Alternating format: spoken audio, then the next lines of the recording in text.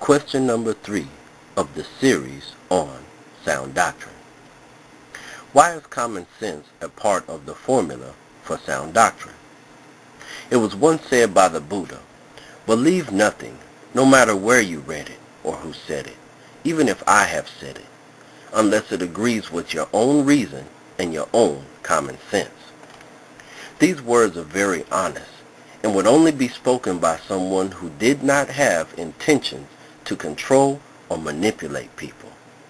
This statement encourages one to think freely and to come to their own conclusions based on their own common sense. So what is common sense? Common means universal. Sense refers to the 6 senses of human beings. The 6 senses are taste, touch, smell, vision, hearing, and mind. The mind is the 6th sense. So common sense means you should be able to use any of these senses or a combination of them to interpret or understand information to come to a clear, universal conclusion, meaning that other people could easily agree with you. For example, if you smell something burning, anyone who is in that area will also smell something burning, if something is burning. So the equation for using the senses would look like this.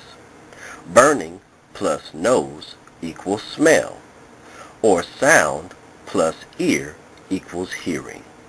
This is common sense, otherwise called reason.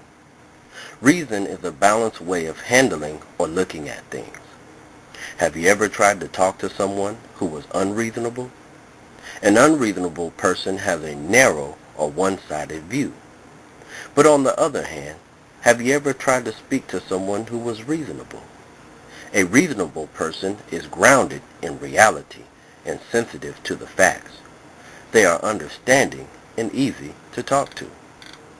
In fact, being reasonable implies that one is capable of perceiving reality. And since reality is relative, a reasonable person has relative perception. Within human beings, there is a part of our conscience called the voice of reason. This is a part of us that speaks softly, often within us, when we're trying to make decisions.